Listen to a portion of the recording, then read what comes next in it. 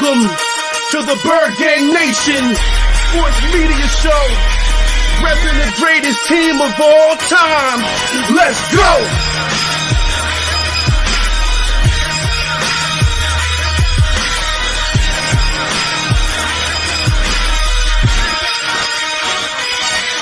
Bird Gang 31, he be the host with the most. We going deep, burning teams. They ain't nothing but toast. It's Senior Estes. Sirianni put me in coach, running like Miles Sanders Hill. I bump my head on the post. Touchdown! Yeah, that's coming. Devontae's crazy route running. Jalen hurting them, throwing lasers to Rager, young gunning. Come on! On the D side, we ride, stack him with Fletcher, lay him out on the stretcher. No one can protect you. Watch Darius lay him, shutting down your routes. Come on! In my green John, eating Philly cheesesteaks. Put up your cups, wings up, if you can relate. Tailgating at the link like Gangsta Stride. To the Bird Gang Nation, that's worldwide.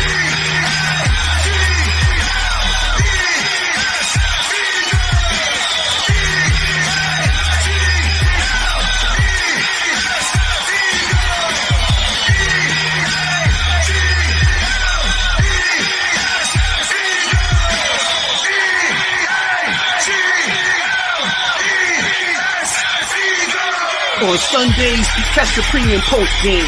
Mondays is Birds on Broad Street with Philly Notion and Cool Cat, the man in motion. And Wednesdays, the midweek special got you open with JC from Eagles Talk, hitting like B-Dog, baby.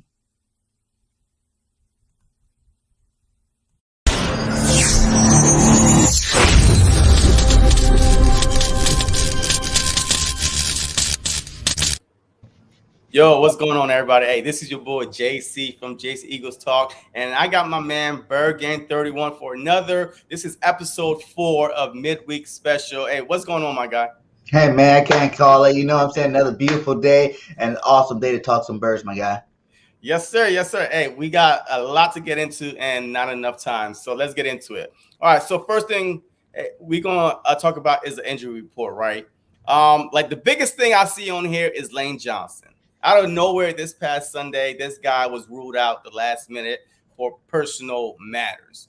Like today, Nick Sirianni was asked about it, and it was like, hey, he's out for personal matter, and I'm not going to speak on it no more. I don't know what's going on with Lane Johnson, but I'm just hoping that he's healthy enough, he's mentally, physically able to go this upcoming Sunday against a tough Carolina front, which lead the league in sacks. So I'm just hoping that he get his mind right, and he'll be able to, play on Sunday. Your thoughts on that?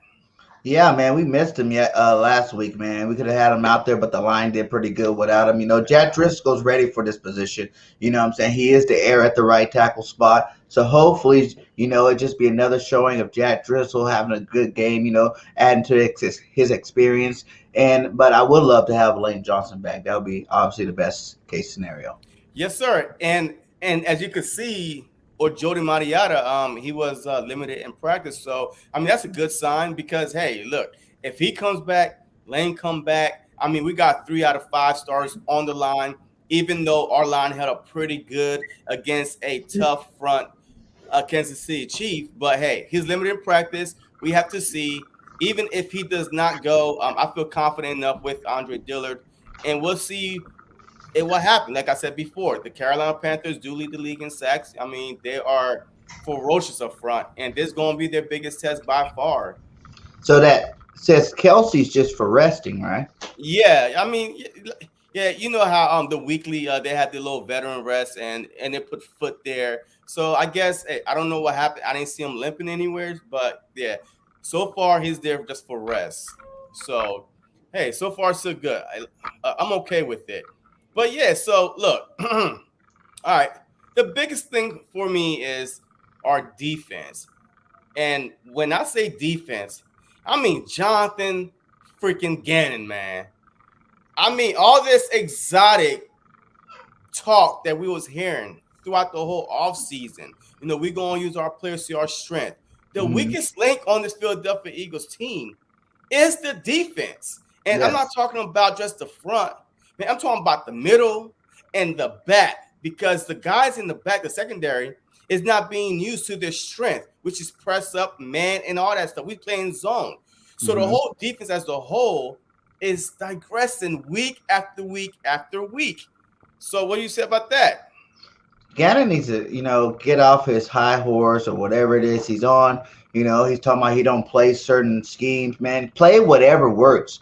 You know what I'm saying? You're not good enough. You're not experienced enough. You have not been a defensive coordinator long enough to have a perfect scheme. You know what I'm saying? We run these four linebackers, four defensive tackle sets for basically the 4x4. But, that does not work when you go against speedster receivers. You know what I'm saying? When you got, a bunch of people, a bunch of fast guys out there. You need Yeah. more DBs on the field. You need less linebackers on the field. But he likes to have all these linebackers out there, and I don't understand it. Yeah, I mean, look, hey, he said that he don't believe in playing three linebackers. Like he believed in playing two and just just zone. But look, in a matter of 2 weeks, remember after week two, it was like, oh yeah, we are the number fourth ranked defense. Right now, we are ranked 14th. In 2 weeks, we dropped 10 spots. Only Man, 2 weeks. There's 13 games left. Remind you now.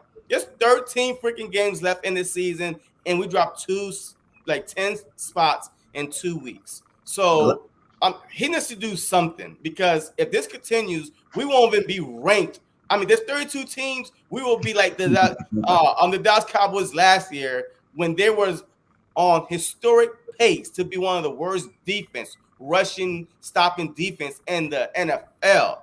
So I don't want to be in that category, but 2 weeks is alarming to drop 10 spots in your defense. that was a lot of points we gave up in 2 weeks. That's why, we almost 82. gave up 100 points. Yeah. It's like that can't be happening, man. I don't know. Did I seen something today? Did Smith get picked up today? Oh, you know what? Hey, let's talk about Jalen Smith and Gilmore, right? Stephen Gilmore. They both was on the market today, and they both got scooped up today. One went to the Panthers. Thank God he cannot play this upcoming Sunday. Gilmore went to the Panthers, and Jalen Smith went to the Packers. What was Howie doing, man? So I don't. That So was a just perfect steal he should have got. yeah. So how do you feel? I mean, do you think, because Jalen Smith has digressed over the past couple of years, but I feel like if he would have came to Philadelphia Eagles, he would have automatically be our best linebacker that we had because of his speed. I'm tired of watching Singleton chase guys. I'm tired of Yeah. watching him chase behind. But how do you feel about Jalen Smith? And would you have liked to see him as a Philadelphia Eagle? Hey man, we talked about this yesterday. I wanted this highway to sign him last night. What are you talking about? As soon as they said release, I was saying sign him on the dotted line, my guy. We need to upgrade this linebacker position, man. Like it's just there's no if, ands, buts about it. Then you can run a 4-3, what I'm saying, have three good linebackers. If we get one stud linebacker, we need a thumper, someone that's going to bring the pain, someone that running backs are going to fear. They're not just going to be running free all over the place, what I'm saying? I want someone that's going to hit somebody in the mouth and shut them up early, like we needed him. That would have been a good pickup, even though, like everybody said, he declined over the last couple of years. He's still fast. He's still big. He's still strong. He would have still worked out for our defense. I thought that would have been a great pickup. I'm mad that the Packers picked him up now. I'm kind of sad about that one. And obviously, I was shooting for Gilmore way back before the season started. Remember, I told you guys, let's trade when we're doing those practices. Like, go get Gilmore, put him on the side of Mr. Slay over there. And that would have been a good combination too. But now we're out of those two, and I'm sitting there looking at Howie like, what are you going to do, Howie? Like, what are you going to do now? Did Jamie Collins get picked up too? Yes, he went back to the Patriots for the third time. So he went back to the Patriots. And talking about the Patriots, you know that in 2019 that they offered Gilmore to Philadelphia Eagles exchange for Zach Ertz and some probably other pieces, but they nixed it. The Eagles nixed it. Who did you say they offered? Gilmore and two people for Zach Ertz? No. Gilmore for Zach Ertz. I don't know the package besides Zach Ertz that they wanted, but the Patriots did offer Gilmore to the Philadelphia Eagles in exchange for Zach Ertz and maybe something else, maybe like a pick or something. And the Eagles nixed it. So that was in 2019. And then So look at that what he was went right for. after that Super Bowl year.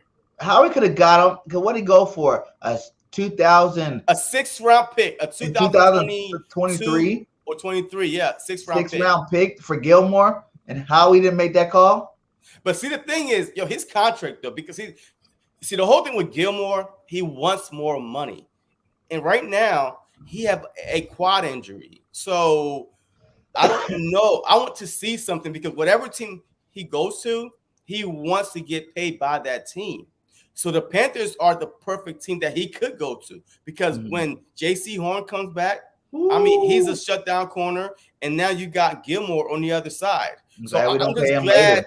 Exactly. So I'm just glad he's not he didn't go in our division. The Cowboys was rumored. Oh my God, you should have seen these Cowboys content creators today. Yo, they wanted Gilmore. There was Jerry Jones, make it happen. I mean, man, I was like, please do not make it happen because the Dallas Cowboys, don't do that. If the Dallas Cowboys would have got Gilmore, that defense would have went up a notch because 2 shutdown corners, and now you could make everybody just run free. So look, it is what it is. They didn't go there. So look, I'm happy with it. Look, another thing right here, right? Look, I just want to look at the bottom half of this stats right here. Okay. So in passing, we are 9th in the league in pass. In rushing, we are tied for 9th, right? But the points for, we score about 23.5. The alarming part is we give up 26.5. So the games that we are losing, we're in it. I mean, we're just a couple stops away, like 1 turnover or 1 sack, and we can't even get that. Imagine if we had last year's defense. I'm not going to say a Jim Shorts or nothing, but last year's type of defense where we was getting sacks, we probably would have been at least 3-1, worst case scenario, best case scenario, 4-0. I mean, we barely giving up enough points to get beat. 3 points that we are allowing more than we scoring. I mean, that's ridiculous. Yeah. So I'm just disappointed that we didn't do nothing yet. But the defense, man, the defense setup messed up. You're preventing the big play, but at the same time, instead of them passing for that big play, all they're doing is running down the field to get to the red zone and scoring. You know what I'm saying? It's kind of dumb. You're not changing nothing up. You're letting these guys run, 60 yards. Then they pass for the touchdown. You know what I'm saying? Once we get in the red zone. So it's a stupid defense. Until he figures that out, we're going to continue to be at that level or worse. Well, look, according to his press conference yesterday, he got his own philosophy, okay? And his own philosophy is, we don't play dime. I like the whole bend, don't break. We've been breaking. My back is hurting, man. We done broke a lot. It's been 82 points in 2 weeks. Matter of fact, not even 2 weeks. In 6 days, you give up the Dallas Cowboys 40 points and then the Chiefs 42. Come on. That's in 6 days. And you're embarrassed? Right? Are you not embarrassed? Yeah, he definitely needs to think of something new because we can't keep doing this. We can't, with that, the penalties and not running the ball, it seems like it's so simple. 3 things you change to your team and you're looking at a better record. You know what I'm saying? 3 things I think needs to be changed. And like I said, Howie still got some draft picks. He got some capital. He needs to use it and get a linebacker. Yeah. But who's out there? But who's out there right now? You got to pluck somebody from a team. But the trade deadline is coming up. But will we be in contention when the trade deadline arrives? That's the issue. We don't have to wait to the trade deadline. Do it now. Right now. Howie. Right now. Why are you waiting? We need to think. You do it now, the way before the trading deadline. Then you might need another trade later on. Someone might come up later on, that you might want. So do it now. I don't know who's I can't even think of a good linebacker that's even able to lead their team. Maybe the team that the Ravens or Pittsburgh Steelers or a team like that maybe have a couple extra linebackers on their squad that they can trade one of them away. Look, man, But I know that we need to do something. Okay, all right. Look, let's just say that we don't get a linebacker. Why don't we use the linebackers that we have? Why don't we just switch this defense that we playing that's not working, or put Taylor in, put Bradley in, just start Bradley. I mean, just do something else. But we need a spark on defense. We need a spark. The Eagles. This was the third time in franchise history that they allowed back-to-back 40 points. Third time in franchise history. Jim Schwartz was here for like 5 years and only allowed 140 points. This dude is here for 4 games, allowed 2 already. That's why we're tearing our hair out right now, man. Like, it's crazy. The garbage defense is not working. Like, we need to come up with something different. Like we keep saying, you know. And even if you're gonna keep the defense, like I think the defense works good against the pass. You know what I'm saying? Like we kind of isolate some top flight, receivers and tight ends with this defense. But you have to be able to adjust in between the 20s, when they're running the ball. Blitz, do something. Have some line stunts. These guys are too vanilla with it. You know what I'm saying? There's no, sexiness to it. There's no freaking, excitement to it. Just line up and play defense. And it's like that doesn't work no more. The years have passed that kind of defense a long time ago. Only defenses that are good nowadays are people that are doing line twists, line stunts, blitzing, things like that. And our team's just not doing it right now. Yeah. Hey, you know what? Hey, let's transition real quick into this guy right here. All right. So let's go back to this slide right here real quick, because this is the alarming part for me. He's passing for over 1,100 yards. He's our leading rusher. How in the world that we have Miles Sanders, Kenneth Gainwell, Boston Scott, Jordan Howard on the practice squad, and Jalen Hurts be our Russian leader? Is it because of Jalen Hurts is pulling the ball out? I'm doing the RPOs. Yeah. Or are those just designed? Is it on Jalen Hurts to make sure that he just get the ball up regardless? Or is it on the coach to come up with traditional running plays? Because obviously Jalen Hurts is not giving up the ball. Yeah, it's part 2 of that. You can't blame Jalen for pulling something and running with it, because that's the call. You know what I'm saying? If they're crashing down, he's going to pull in and keep it. But you do have to start calling some regular formations that have regular run plays. And it's not just RPOs, man. There's a lot of other running plays you can do besides RPOs. You said you're going to use Jack Stahl as a fullback. I had not seen that one time this season. You know what I'm saying? I didn't see it in the preseason. And I thought they were keeping it out of the preseason so they could bring it to the season and shock somebody.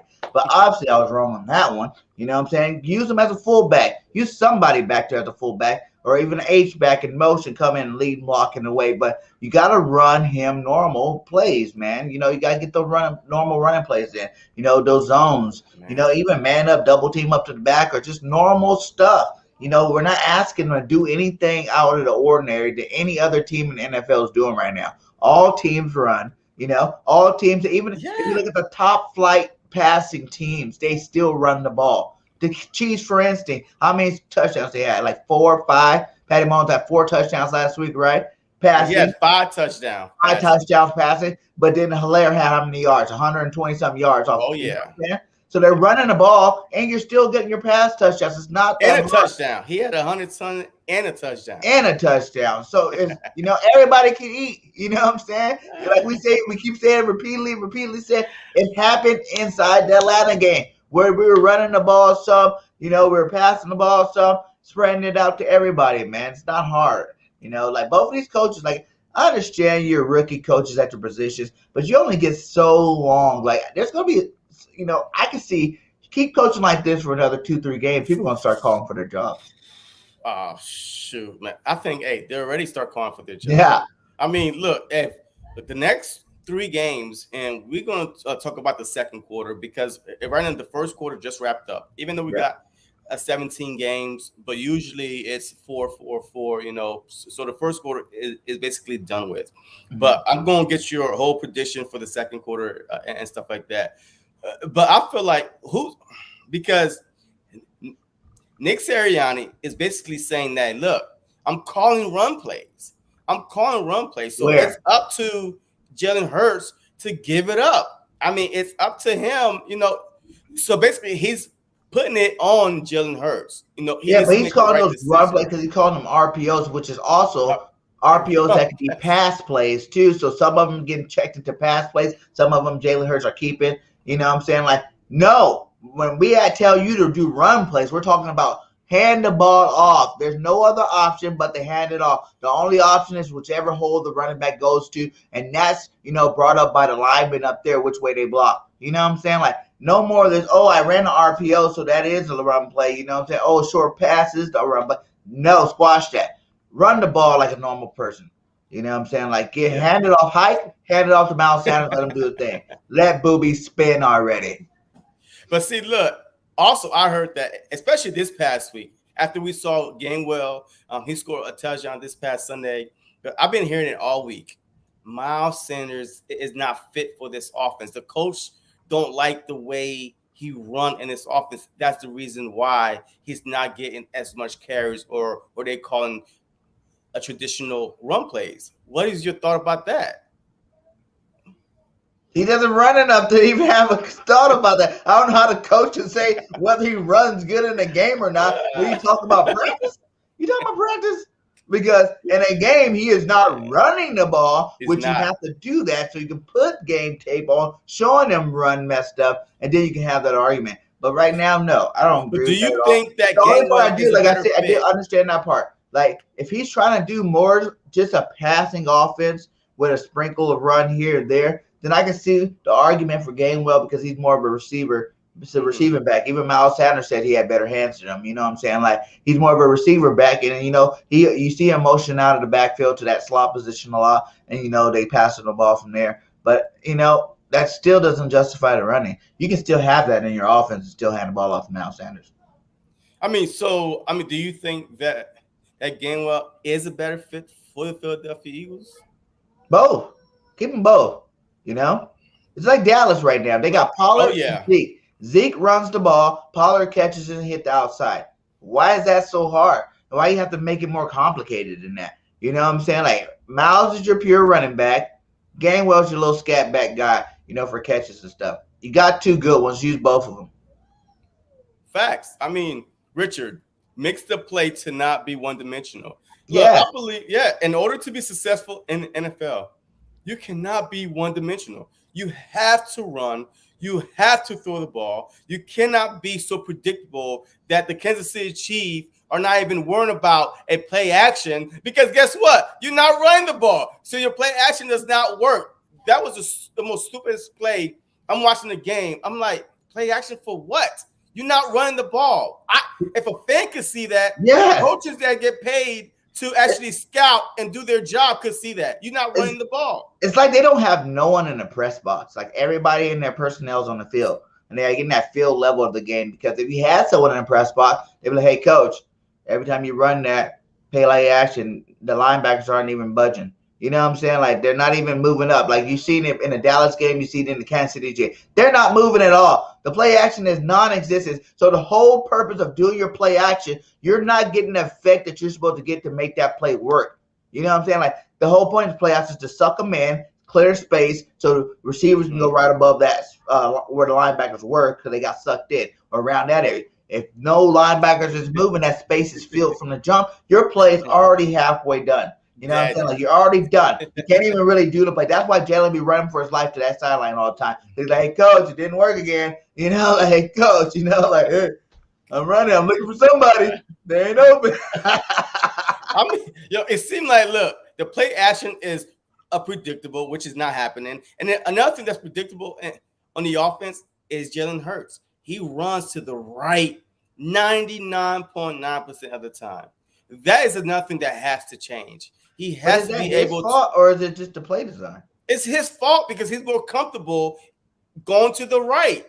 Because, look, the only time I saw him go to the left was the first game, Atlanta game, when Devontae Smith called touchdown. That's it. And he threw that from the pocket. But every time he's trying to scramble, he runs to his right. One Rager, one Devontae, I think, and then I think Quest had one on that left side. where he runs all the way to where he gets close by the sideline. He'll stop, set up, and then fire it down the field. Like, I don't know. I don't really think. I think a quarterback should be able to throw the ball anywhere. On the field. Like, is he better on one side? Yes. It's like, are you better with your right hand or your left hand? Of course you're better with your right hand if you're right-handed. You know what I'm saying? Like, of course on the right side he probably has a lot more accuracy, but it's not that he can't do that. But if the coach just keeps setting up the plays to go to the right, you can't really blame Jalen either.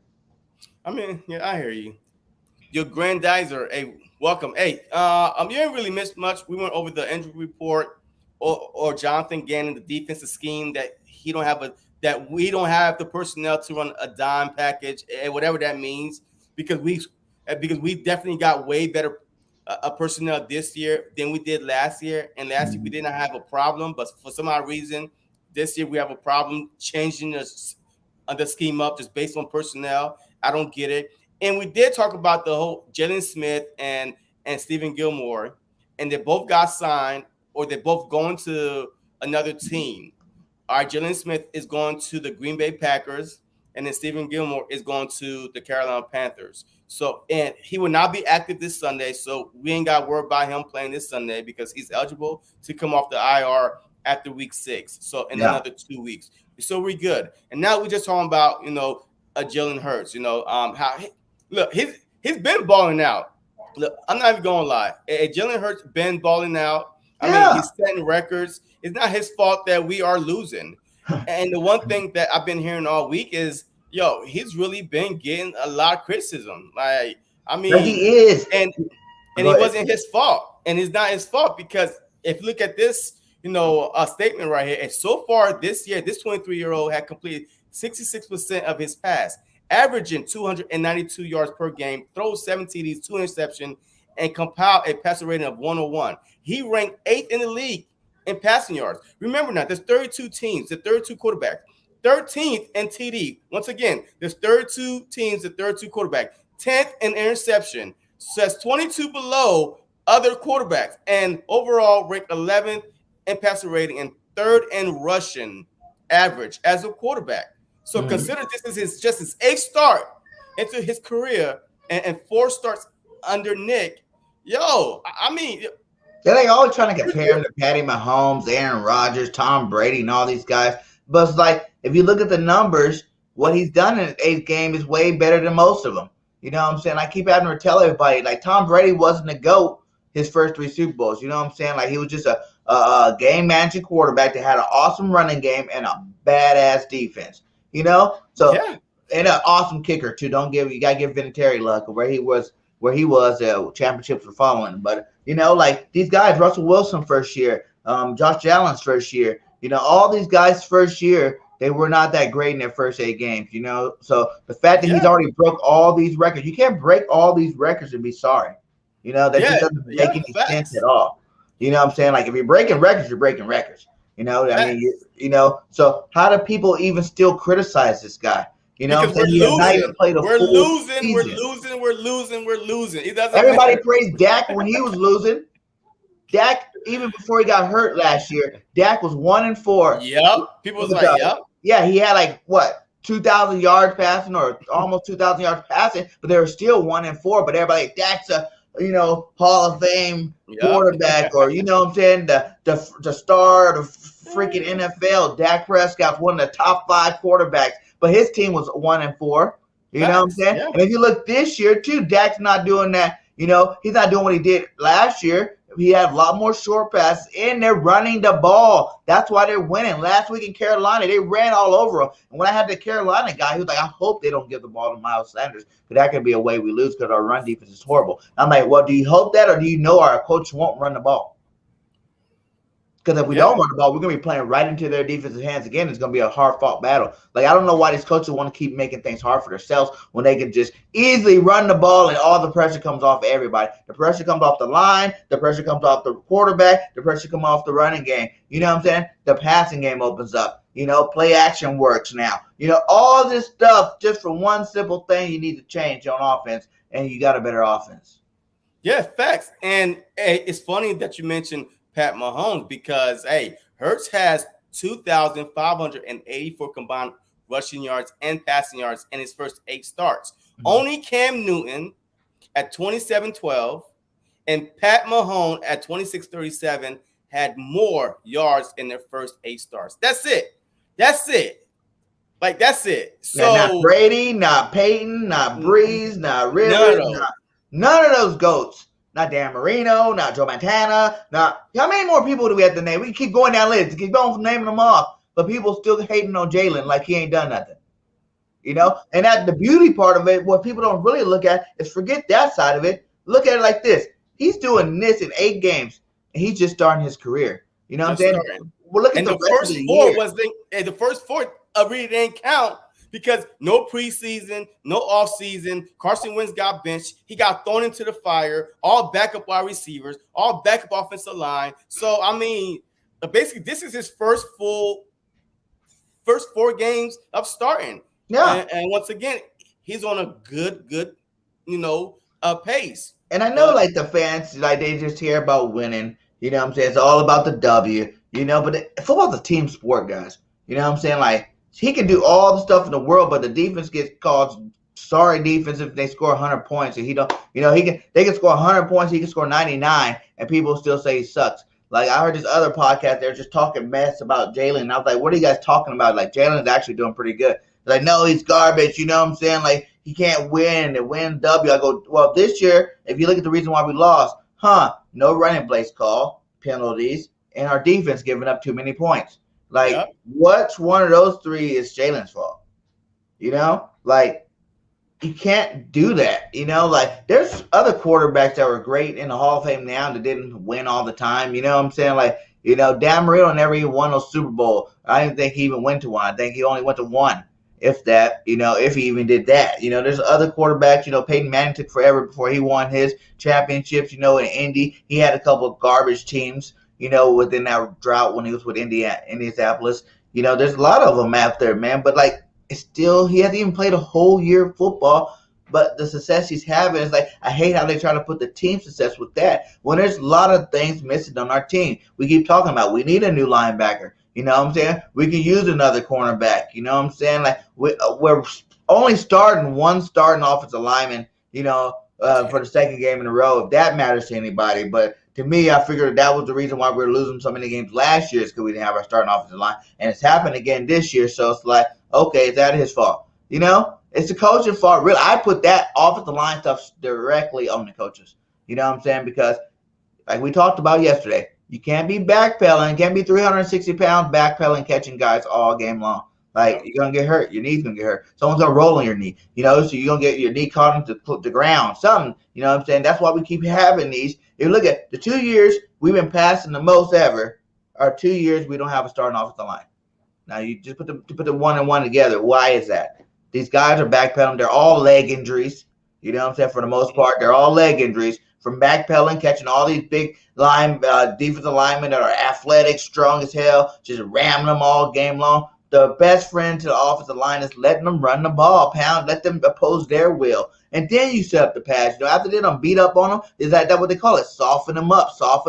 After you soften them up a little bit, boom, now you can do pass rush because the defensive line is not coming as hard anymore. It's like logic, man. Yeah, even the Brendan Brooks injury, even the pectoral strain he has. I mean, look, you still, exactly. And you trying to hold up. You're trying to your feet and your arm, and you're trying to keep this 300-something pound dude from coming full speed ahead. So of course, I mean, the Philadelphia Eagles are built to run the ball. Yes, they are built to run the ball. They've always loved running the ball. Like Kelsey feed off of that. Lane Johnson feed off of it. These guys feed off of running the ball when they could power somebody over, run somebody over. They love that. So I don't know how we hire those 2 coaches, an offensive coach, a head coach, and a defense coordinator. That totally go against what Philadelphia Eagles are about. Yeah, and 2 things. If you look at the Super Bowl year, we won the Super Bowl because we ran the ball. We were able to run RPO run plays with Nick Foles' slow self. You know what I'm saying? And we got Jalen Hurts, and we're not running it better. I don't understand that logic at all, for one. For 2, we had a Garrett Blunt and Jay Ajayi, and they took it to the playoffs. You know what I'm saying? They took us all the way through to the promised land in that playoffs. And for 2, it's just like, come on now, man. You got to run the ball. Because we got Miles Sanders. Everybody's been sitting here waiting for Miles to break out. Last year, everybody's like, this is Miles Sanders' breakout year. He's about to show the league, but the league gonna notice he's the best running back in the league. Yeah. This year, okay, Miles Sanders didn't get enough carries. This is the year. Coach is coming out. Yeah, we got a lot of stuff for him. Yeah. Blah, blah, blah, blah, blah. That's all they do is talk out of their ass. Blah, blah, blah. We're going to do this. We're going to do that. We're going to do this. None of it's happening. You know what I'm saying? We're still sitting there looking at Miles Sanders like, you know, it gets to the point where I remember he did this last year when you seen him at the last game where he went and spiked the ball, looked at the coach, you know what I'm saying? Looked at the coach like, why aren't I getting the ball? He did that to Dougie P last year mid-season too. You know what I'm saying? Like for him to keep doing it, I feel bad for him. You know what I'm saying? Because it's his contract years. He's trying to prove, how can I prove my worth so I can get the contract I think I deserve if you're not giving me the ball? You know? Well, yeah. I mean, Grandizer, hey, this is a perfect question that will lead into our next topic right here. Isn't Miles Sanders a free agent after this year, or does he have 2 more years? Well, this is his 4th year. All right. This is the year where teams usually pick up the 5th-year option. You know, to some, you know, to like a certain player say, hey, we got you after next year. All right. Hey, you're going to be on this team. But next year is his 5th year. But this is different. He could be franchise tagged back-to-back years. So technically, he still had 3 years. If you franchise tag him after his 5th year is over, there's no contract extension. You could franchise but you know they're not going to franchise tag him if they don't want hand on the ball. Well, that's what I'm saying. I feel like he's gonna get let go like McCoy did, even though it'd be a different situation. Well, I think that Nick Sirianni will be gone before Miles Sanders will. That's just my thought. Yes. Like you don't think it? No. So say it continues this way the rest of the season. You don't think they're gonna trade Miles Sanders or get rid of him this year? Is JJ still on the team? We don't get rid of high draft picks, so that's why I was shocked when McCoy, Jackson, and Macklin, like, you know, they got rid of them. The Philadelphia Eagles do not get rid of high draft picks for no reason. So it has to be influenced. Like, yo, we don't want this guy on our team. He's got some kind of gang affiliation or an attitude problem. All that has to be factored in order for them to release him. Dillard, he's still here. Barnett, he's still here. That was a good one. Jack he's still here. So, I mean, high draft picks, the Philadelphia Eagles hold on to their guys. So that's why I say that Nick Sirianni, just based on this season, the record that we have, if we finish really, really bad, I believe that he might be gone before Miles Sanders will, and then the next coach could deal with it. But like I said, the perfect topic to transition, because a lot of people think this is Miles Sanders' contract year, you know, slash his 4th, 5th year. So they're saying, hey, is the front office doing this on purpose so he will not get that big contract? Or is it just like, hey, that's Nick Sirianni's system. That's how his system is. So what do you think about that? Probably a little both. I think it is a little bit Nick's system, even though I'm confused about that too, because didn't the coach run the ball? Yes. The coach ran the ball a lot with 3-headed monster. They didn't even just have a 2-headed monster. They had a 3-headed monster over there. Yeah. And then Steichens from San Diego, right? Didn't they run the ball a lot? You know, isn't that the reason why Eckler's one of the best backs in the league right now? You know what I'm saying? Because they ran the ball. So you got 2 coaches coming from 2 running the ball systems. It's like they wait to get out of it so they don't have to run the ball no more. You know? That just sounds stupid. But like you said, man, it is a way to leverage that contract. You know what I'm saying? Because no matter how good we think he is as fans, or even no matter how he knows he is, it's like if you don't have the stacks to back it up, you can't even ask for the money. You know what I'm saying? Like you can't be like, hey, give me top 5 running back money when I'm like bottom 5 because of my stats. But I am number 1 in yards per touch. Yeah, I mean, look, facts. And he is like one of the top 5 backs that's averaging over 4 point something per carry.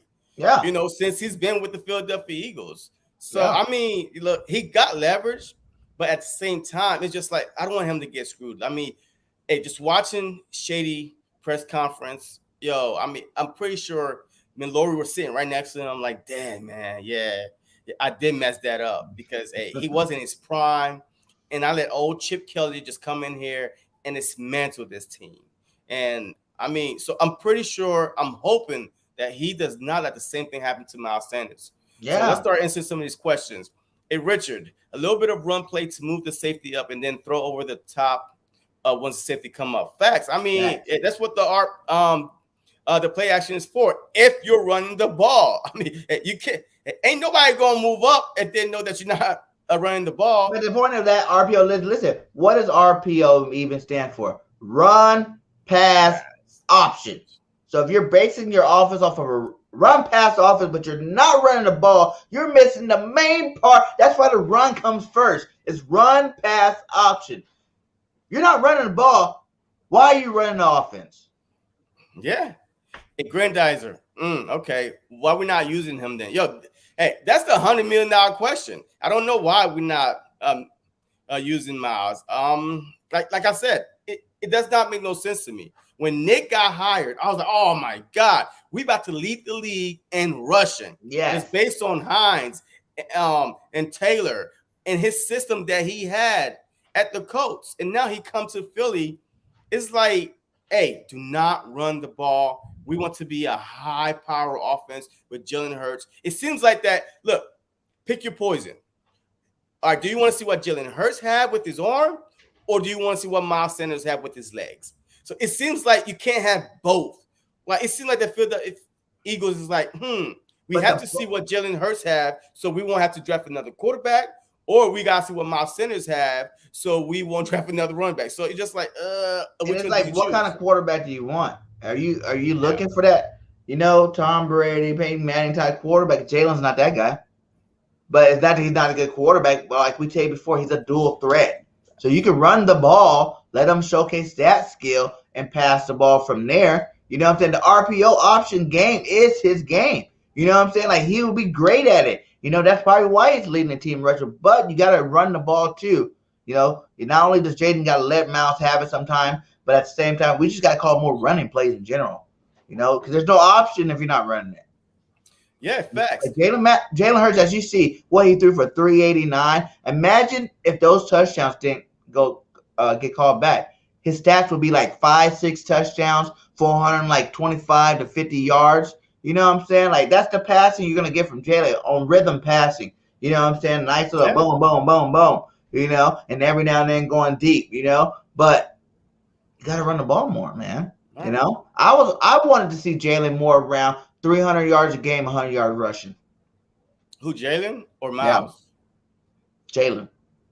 Sure, I don't want to see 100-yard rushing. Why? We got Miles. Because if you're doing the RPO right, you're running it right, where you're actually giving it off, and we're dedicating more of our offense to running the ball, that's going to give Jaden clean runs. You know what I'm saying? Like, the way Jaden's getting it now, every now and then he's wide open to run for a scramble, whatever, but most of it, he's running for his life. It's not part of the option. He's just running.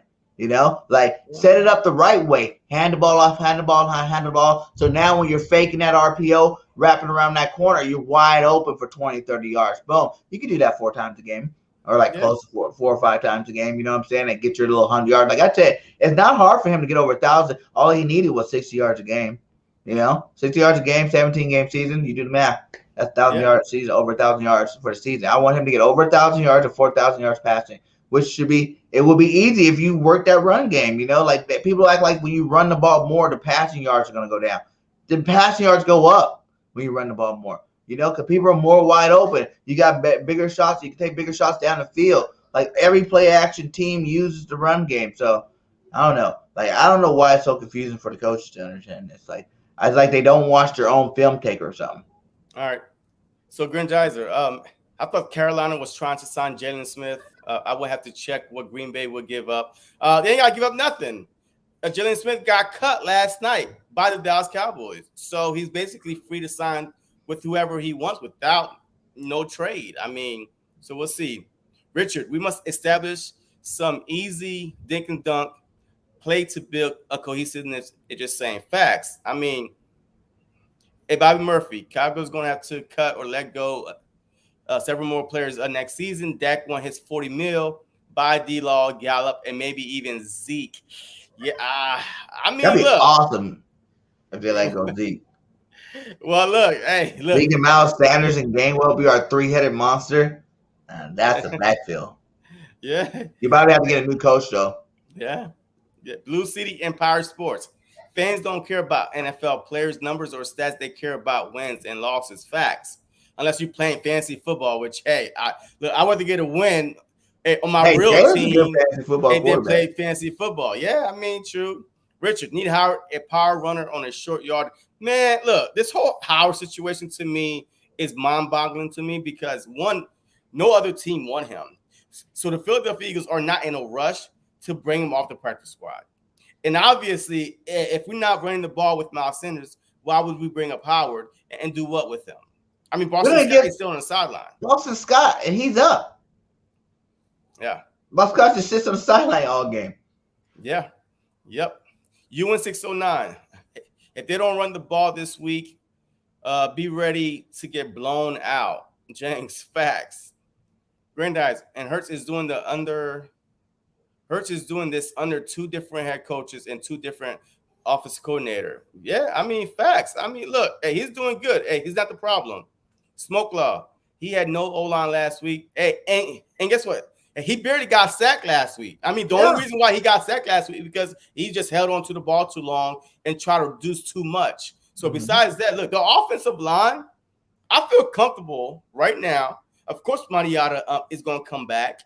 But besides that, if Lane and Brooks don't come back, look, it is what it is. Because we need to get younger anyway. There's a future on that side. You know, they played a good game last week. So, you know, they got their reps in. They both did. Like you said, Driscoll got bigger. Herbert got smaller so he can move faster. And it's looked like it's paying off so far. Last week, they played a good game.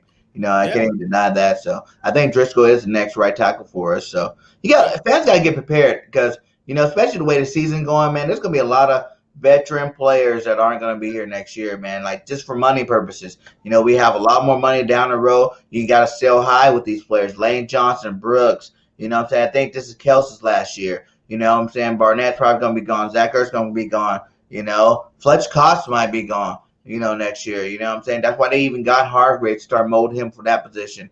And you got these young guys coming up the defensive tackle ranks. So, you know, obviously Kerrigan probably going to be gone. We probably got our linebackers are probably going to be gone again. Like, we got a lot. We're going to have a lot of missing pieces. But, you know, you want to get more, like, it'd be awesome to get more, like, first and second round picks for some of these guys. I think you should still be able to get a first round pick for Fletch Cox. You know what I'm saying? If you get around the trading deadline this year, he's still not producing like we need him to. Boom, you already restructured his contract. It makes it more easier for you to, you know, send him on his way and go find that defensive tackle needy, you know, like you said, one player away on defensive line, you know, to help their defensive line. Their linebackers are good, their safeties and cornerbacks are good. They just need a good defensive tackle. I promise you to give us a first round pick for him. Yeah, you know, because he's still like the best tackle behind Aaron Donald, like top 5 maybe. Probably. Yeah, I don't know. You think he dropped that far? I mean, not this year. I mean, this dude had back-to-back 0 tackles. I mean, and there was articles saying that he's not getting as much as double team that we all think. I mean, they wrote a whole piece about him yesterday. So you don't think he's top 5 no more? I mean, maybe. Look at the stats. I can't go off. Even last year, I can't just go off the past couple of years because he have not been producing the past couple of years. So I'm sorry. I mean, like, if the last time he had a sack was over 8.5 games ago. I mean, come on now. You getting paid $100 million guy. Yeah, so that's what like the last time he had a sack would be like the Green Bay Packer game. 8.5 games ago. Shoot. Well, we 4 in here, so probably 4 games. He only had 4 games this year. He probably had week 12, week 11 of last year. He probably had a sack week 12, week 11. So, I mean, hey, if you're making that much, at least, hey, trip somebody, man. Like, man, I don't know. Man, to be making that much, I'm not going to get rid of Fletcher Cox without getting back something for him. But you think he wants to get a first round pick for him? Well, I don't want to get anything from him. I want him to freaking turn that switch back on. I want him to turn that switch back on and start playing like the Hall of Famer he is. I need him to finish strong. Like, nobody cared about 2017, 2018 season when you had your best 10.5 sacks. That's it. A double digit. Right now, a team, your GM team says, I give you 1 first round pick for Fletcher Cox. Are you making a move or not? 1 first round pick? Well, I mean, it depends. No, I'm not making the move. I'm not making the move. No, I'm It not. depends what team So it is. If it's one of them high I'm first not rounders, making. like you give me a top 10 first round pick. Hey, later, Fletch. Give me All that money right, back. Say all that right. money. So Deuces. Now let's we go through got these four questions real first quick. round picks. Miami sucks. The coach sucks. Yeah, we Right got now like we mad suck. We're gonna be. questions. Wouldn't that be crazy to get 4 in the top 10 picks, Yeah, I man? mean, true. We'd be super balling then. Yeah. Hey, Grandizer. Hey, could you imagine if Hurts had Pep Hamilton and Anthony Lynn who mentor Justin Herbert? Facts. That's true. But don't we Definitely. have the guy that was behind him? We got the I guy, don't know. Stetchen. He's from Yeah, San Diego. That's where they're from, right? yeah, but I mean, And Anthony then we Lynn got is a Frank different Weissman, beast. or Yeah, Sirianni. but see, it's just like having a bootleg. You got the real version and a bootleg version. So I guess we got the bootleg version of both those guys. So I don't know. I mean, like seriously, like, I don't know what happened, how we hired two coaches that is the opposite of what we wanted in Philadelphia. But we got it. They're here, and with 4 games in, we won in 3. The first quarter is over with, and and we'll see what the second quarter brings. But yeah, Marino went to Super Bowl in 1984. Jerry Lee, the coaches lie. I think they are passies. JG said he would be an aggressive D. Nick said they would run the ball a lot. Facts, liars. Like I feel like I was Liar, bamboozled. fans on I fire. feel like I was bamboozled. I've been lied to. Like So they just said all that to shut us up. I feel like yeah, I mean, they're like, oh, too many questions from Philadelphia. How you gonna shut up? Just tell them what they want to hear. yeah, I mean, Okay, yeah. we tell you what you want to hear. We're gonna run the ball. We're gonna blitz. We're gonna do all this awesome stuff. We got a fullback coming in. We're gonna run a lot of 21 personnel. Lies, lies. You're telling me.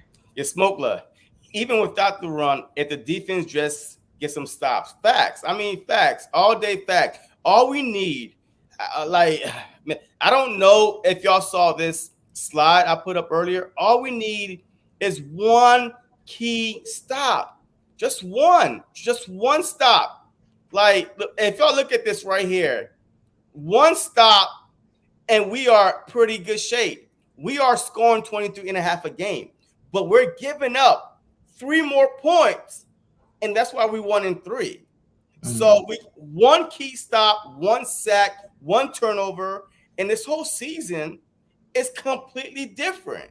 Completely different. But we can't get those key stops. Even this past Sunday in Kansas City, all we needed was that one key stop. Nope, we could not get that one key stop. So that's what it is. We're not far. We are not far at Janice said all. we're that close. We're that close. Yeah, we're that close, but hey, we'll see how close. Hey, shout out to Miss Berggain. Hey, this is Berggain Nation Sports Talk Media Store. It is up and running. So if y'all would like any gear, I'll get you some weekly special cups in there, my guy. hey, go ahead. Hey, tell them about your store real quick before we move on. Yeah. Hey, you guys, we're going to have everybody, all the shows on the network got their own customized stuff in the store. You know what I'm saying? Like I said, you can go get your weekly special cups. While you're watching us, you can be sipping on a thermal in your glass, having something nice to drink, having, your boy Bird Gang and JC on your cup. You know you want one. But yeah, check out the store. It's awesome. Yes, sir. And Richard, I just wanted the team to be competitive this season and next season kick butt. I want us to be successful, but it takes time to create chemistry. It's not even chemistry. It's stupid play calling. I would understand if the defense was like, oh my God, hey, what are we doing? This and that. No, it's the play calling on offense and defense at key moments. Just key moments. Hey, we can't stop Pat Mahomes. It's 3rd and 12. Guess what happened? Roughing the passer. Hey, guess what? Hey, it's 3rd and 5. Guess what happened? Offsides. Hey, it's 3rd and 1. Hey, guess what happened? Offsides. It's stupid penalties, undisciplined. Matter of fact, let me ask you a question though. The undisciplined part is really, really frustrating to me. I've never seen this.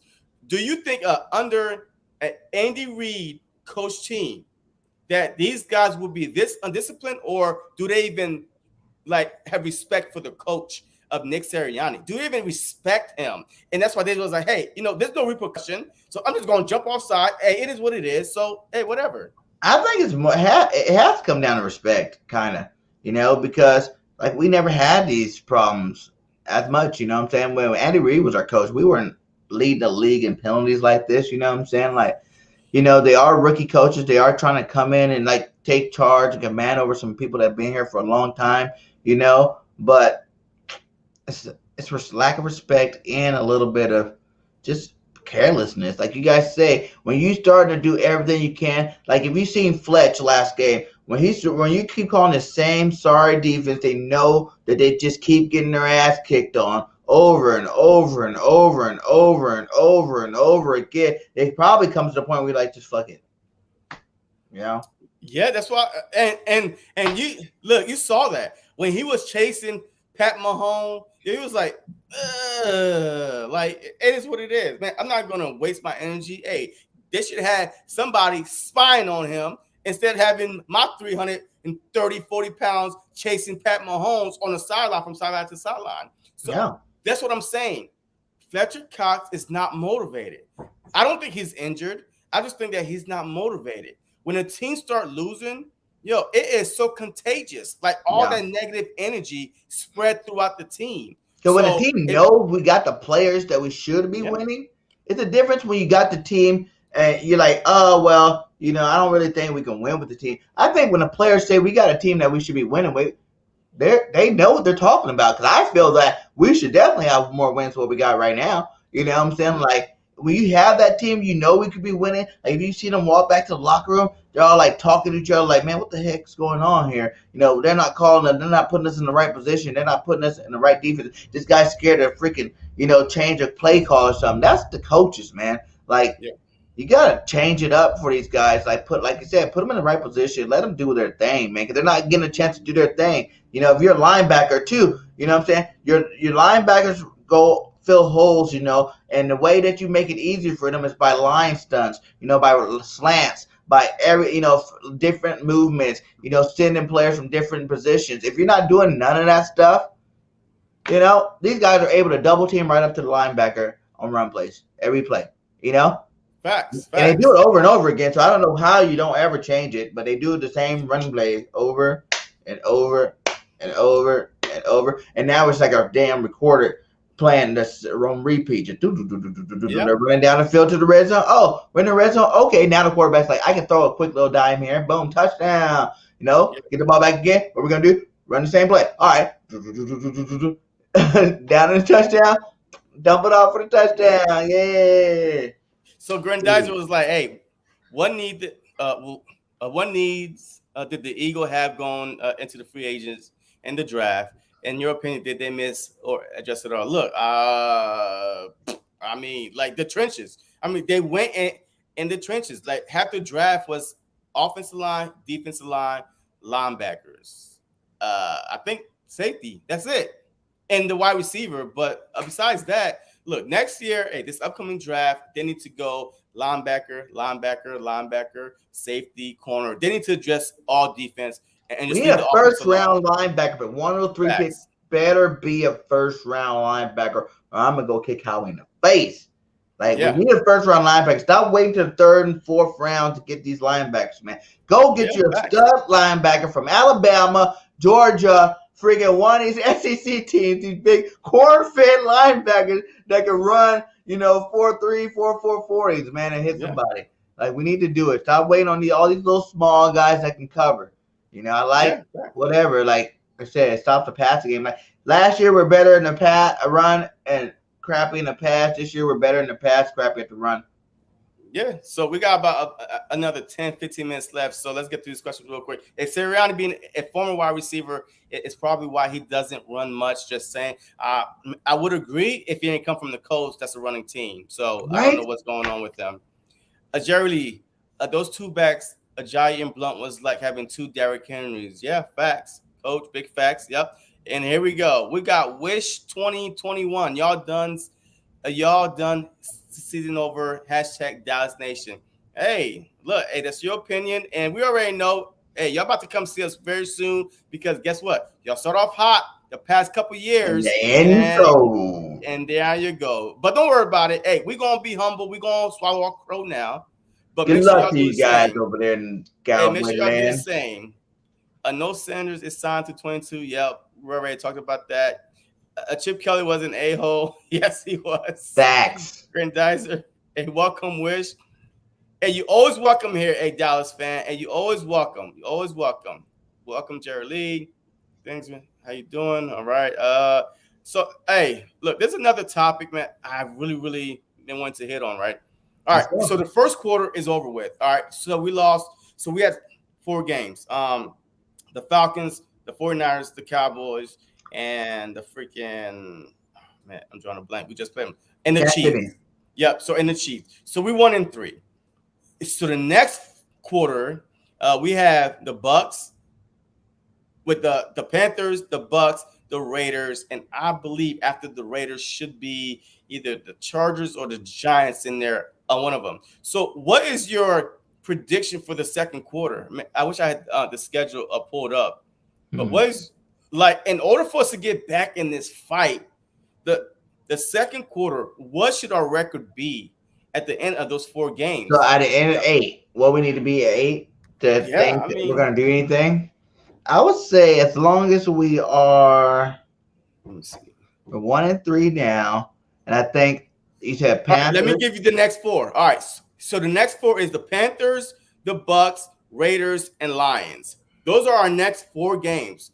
Panthers, Bucks, Raiders. We should go either 3-1 or 4-0. Like realistically, I think we should. Okay, like only one Tampa maybe. You know, they do have a good squad out there, so that's why I said 3-1. We should go. Okay. So that'll bring us to 4-4. Yeah. If we can get out of this 4-4, we'll be in great shape. Yeah, we will. We will. I mean, look, the first quarter. I mean, every team just played by quarters. We lost that first quarter. We lost that first quarter. The second quarter, as long as we 500 in that second quarter, 2-2, 3-5, we still got a shot. Yo, look, it's a 17-game season. This is what people don't realize. And it also matters how Dallas did in their second quarter too, because they go there pretty hot, and they ended up out of there like out of 8 games, they're 6-2, but we're only 3-5. That'd be kind of rough. Yeah, look, rough. It's all about winning your division. If you win your division, anything could happen, right? So if we go 5-1 in the division, who knows? But we just gonna need Dallas to slip up a couple times. This upcoming weekend, they play the Giants on Sunday. I hope the who knows? I think they're so trash though, but I hope they beat the Cowgirls this week. That's my dream. Danny Dimes have the best game of his life. All right. So Gary Patterson, would we be in a better situation with Josh McCown from New England as a head coach? No. I don't know about that. I've never seen him coach before. I mean, Josh McCown, he's a really good coordinator, offensive-minded coordinator. So I was kind of on his boat, but I know last time he tried to be a head coach, he was garbage. Yeah. But, there's a lot of things that come with that. You know what I'm saying? Sometimes you got to take it. Look at Belichick. His first year as being a coach, he was garbage with Cleveland. But then he came back with the Patriots, and he's one of the greatest coaches of all time. So, even Andy Reid, he wasn't garbage, but he was good with us. But he won a Super Bowls in Kansas City, and now he's great, there. So, second time around, maybe. Pete Carroll was an NFL coach that sucked, and then came back. He was a good one. So, maybe. I think he plays good. He has good play calling for New England. They just don't have that much of a team. All right, so give me your game plan for offense and defense this upcoming Sunday. Run the ball. Okay. The whole first quarter. I don't even want just the whole first quarter. Don't stop. Just run. Maybe 2 passes I want to see. Just run the ball. Get used to that. Because you got to do things repetitionally to get used to it. So the whole first quarter, just go out there and run the ball. There's a million different run plays. You know what I'm saying? Like, have you ever played Madden and did the pass? The run heavy playbook. There's like a million run plays you can do. You don't have to get basic and be like, we only got 5 run plays, so we're going to run these same 5. Like, there's a million plays to do, a lot of different types. Do some jet sweeps. Teams use that a lot. Reverses. 3 teams use all those. That's all part of the running game. Run the ball heavy the first half. And then on defense, blitz. Because Sam Darnold is not athletic at all. So this should be, I think with Fletcher Cox and Hargraves in that middle, we should dominate them in the middle like we've been doing to everybody else in the middle. And they should definitely get the Sam Darnold. And if you get to Sam Darnold, it's the end of the game because those other guys like Kenny Anderson's not gonna get open. He won't have time to get open, and that DJ Moore. If he can't get him the ball, just like we've seen with Ridley and Pitts, you can't get him the ball, you can't make those conversions. Yeah, facts. Jenk, is it possible to win the next 3 weeks? I think it's possible to win 2 out of 3. That will bring us at 3 and 4. Yeah. So we'll still be in good shape. Blue City Empire Sports. Remember Jeffrey Lurie got so upset because Doug Pearson was running the ball. Maybe this whole thing is coming from the top. Yeah, but we also was throwing it too because Carson Wentz was leading the league in touchdown, and so I mean we had a balance too. So we was getting a lot of turnovers. So we was getting a lot of second and third possessions at a time. So I mean, but I don't know. I mean, because it has to come from somewhere. It has to come from somewhere. If I'm an owner, I'm a GM, and I'm like, are we letting this guy throw 48 times? I mean, who's calling the shots? Because I made a video like 3-4 months ago that Jeffrey Lurie is an undercover Jerry Jones. He literally like to just tell Howie, hey, go do this without him getting the flack from the fans and stuff like that. So maybe somebody it's got to see what we've seen. Somebody got to hear run the ball in the stadium. The whole stadium. So somebody's seen it. I'd be like, are they talking to me? Yeah. Are they talking to me? Huh. Yeah. Yeah. Hey, real quick. Hey, give me your prediction for this upcoming weekend because we're about to wrap up real quick because I know that you got a live in about 10 minutes or so. So we're about to wrap up real quick. So, yeah. So, hey, give me your score prediction. Hey, we still got 4 I give it 2. left. Yeah, give me 2 score predictions. If Nick Sirianni runs the ball and the defense blitzes, I think the score could be like 31-10. Now, if we play the same way we played last week, 17-14 Eagles. All right, well, hey, I'm about to give you 2. All right, the first one is this. If we play the same way we played last week, because this is not the Kansas City Chiefs offense that we're going off. This is not the Pat Mahomes. So I believe if we play the exact same way we played last week, that regardless if we blitz or run the ball or not, that we should come out on top. Because I feel like that the Panthers do not have enough offense to keep up with the Philadelphia Eagles. DJ Moore's a beast. I hear you, but who's throwing it to DJ Moore? Is it Pat Mahomes? And they run the ball with Chuba. Huh? Chuba. The running back is a rookie. The backup to Christian McCaffrey? I mean, that's not Christian McCaffrey.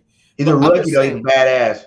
Yeah, I hear you, but that's not CMC, though. But like I said, if we go head-to-head with them like we did last week, the only reason why we didn't win that game last week is because Pat Mahomes was on the other side.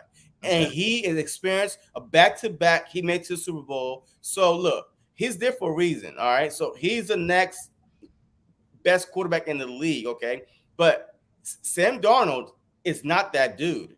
So, like I said, if we stick the exact same play call from last week, I feel like that we should win this game 35-28. If we do not, all right, now, if we decided to change it up and start running the ball control the clock, and our defense is well rested, I feel like that we should win this game 21-10. So either way, I feel like that this is a game that the Philadelphia Eagles have to win. Period. Must win. This is a must-win game. Because we lose this game. If we lose this game, the season is not over. But guess what? We are trending in that direction. And guess what? Look, if you have a 5-bedroom house, 3 lights are turned off. So you only got 2 lights, rooms with lights left. So that's how dim it's going to get for the season. Really, I think the worst we could lose is 7 games, and we're already at 3. So that means within the next 13 games, we only can lose 4 of them. Yeah, I mean, and that's doable. That's doable because the hard part of the season is about to be over with. Even though there are some teams that's doing a lot better than we anticipated, like the Raiders, the Panthers, the Raiders, the Chargers. Those guys are balling. But I feel like if you get on that roll, we start running the ball, we get on that roll and be, not one-dimensional, that we could actually win a lot of games. And our defense, just a little bit, guys, a little bit. It just gives me one turnover at the crucial time or one sack. That's all we need. That's all we need. Because our offense has proven that it could score, just like we did Sunday, back and forth, back and forth, back and forth. We just need one stop. So with that being said, hey, Bird Gang, let them know where they could find you at and let them know what you're working on. All right. You can find me on my channel, Bird Gang 31, Bird Gang Nation Sports Talk. You know what I'm saying? We're rising, we're growing there. You also find me on the network, the weekly special. We got the pregame, the postgame, Mondays, the Birds of Broad Street, we're just grinding out, on my channel probably a lot. I'm gonna be trying to pump out a lot of these Carolina Panthers. We got some Carolina Panther content creators coming on for the rest of the week. If you missed the one from yesterday, go ahead and check that one out. Yeah, man. So, on YouTube, on Twitter, you can get me at BirdGang31 _P. And then on Instagram, BirdGang31. BirdGang _31. Yeah. I'm here, man. Check out the store. We got a network store, and I also got the Bird Gang Nation Sports Talk store up. So check out some merch, support. We got a community over there. Go check the community page whenever you guys want. I post stuff in there every day, and I'm starting to do a lot of polls and stuff inside there. So check it out. It keeps you up to date with everything going on with me. So much love. Yes, sir. Yes, sir. And as always, hey, this is your boy JC from JC Eagles Talk. Hey, I'm on Twitter, Instagram, and YouTube under the exact same name. So it's simple. Just put JC Eagles Talk and you will find me.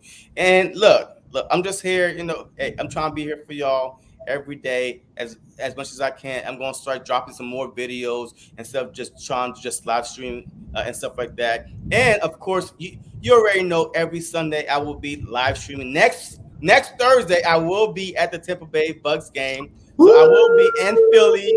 So I might not stream it because I am in the nosebleed a little bit. But before I get to the nosebleed, I will go around, talk to some fans, just trying to get the feel, how they feel about the season and in the upcoming game between the Bucks and the Eagles. But I'm going to try to do that for y'all. So, hey, make sure you subscribe and like all of our shows, man, because it helps the channels and shows get pushed out to other Eagle fans and haters. Okay, it doesn't matter. As long as the show get pushed out, we are happy about it. But hey, make sure you check us out Sunday 11:30 for a pregame show as every week on Bird Gang Sports Media.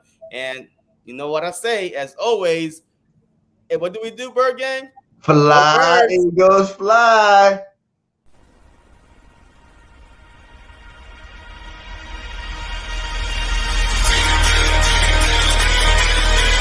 Welcome to the Bird Gang Nation Sports Media Show, repping the greatest team of all time.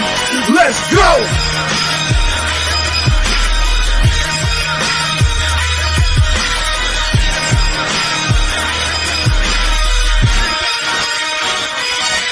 Bird Gang 31, he be the host with the most. We going deep, burning teams. They ain't nothing but toast. It's Senor Estes. Sirianni put me in coach, running like Miles Sanders till I bump my head on the post. Touchdown! Yeah, that's coming. Devontae's crazy route running. Jalen hurting them, throwing lasers. The Rager Young gunning. Come on! On the D side, we ride, sack him with Fletcher, lay him out on the stretcher. No one can protect you. Watch Darius lay him, shutting down your routes. Come on! In my green John, eating Philly cheesesteaks. Put up your cups, wings up, if you can relate. Tailgating at the link like Gangsta Stride. To the Bird Gang Nation, that's worldwide.